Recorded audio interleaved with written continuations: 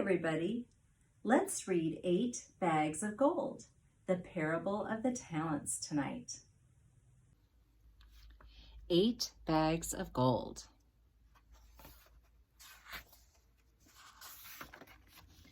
Once there was a master well known throughout the land.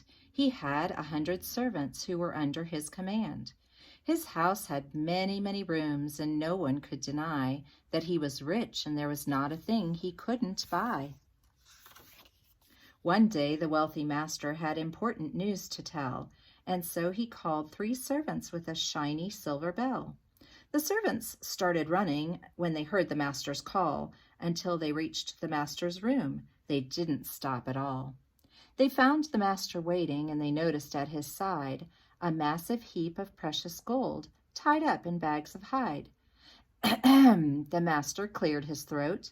"I've called you here today to tell you that I am about to travel far away.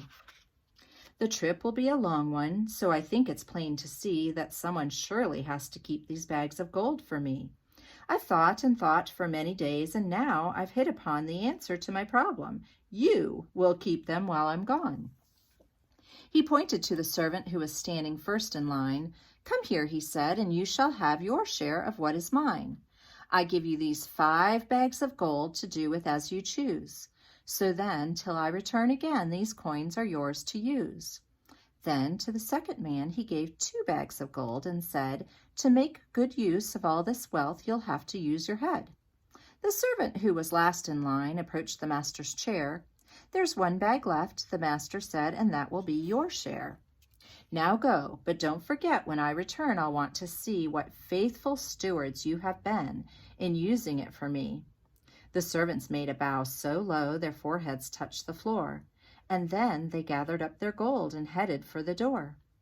The man who had 5 bags of gold went out with troubled thought, and in his mind he counted up the things that could be bought. "It's such a task I must not fail," the puzzled servant sighed. But then a plan popped into mind. "That's what I'll do," he cried. "I'll buy a store, a great big store. I'll sell so many things, like pots and pans and shoes and coats and silk and diamond rings, bronze camel bells and Persian rugs and candlesticks and tea. The biggest store in all the land. That's what my store will be." He bought a store, and people came from places all around. They came from almost every place where people could be found to buy the things they needed in this store that was so grand, for it was soon the superstore, the biggest in the land. And on the other side of town, where shoreline meets the sea, the man who had 2 bags of gold was happy as could be. For many years this servant had possessed a secret wish to be the owner of a shop for thriving trade in fish. And so a marketplace for fish was just the thing he bought, and fishermen came in to sell him all the fish they caught. Then he, in turn, sold all the fish to people of the land, and so his business, day by day, went on as he had planned. For though he never had a crowd around his little shed, his marketplace did pretty well, it truly must be said. He didn't make a fortune in his work of selling fish, but still his marketplace fulfilled his every dream and wish. Now, ever since his master had departed on his way, the man who had 1 bag of gold had worried night and day. "Oh dear," he cried, "the gold I have is such a small amount. The coins my master gave to me take little time to count.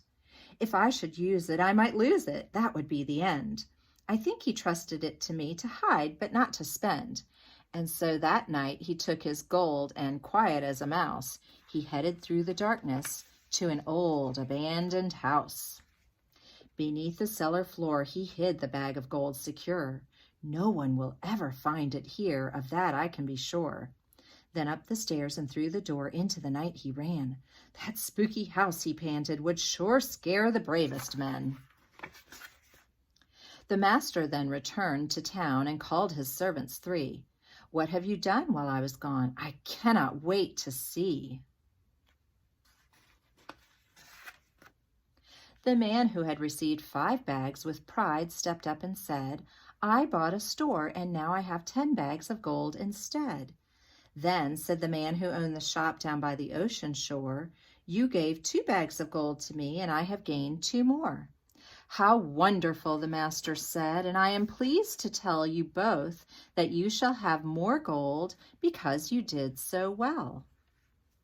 The man who had 1 bag of gold came forward then and told how he, to keep his treasure safe, had hidden all his gold.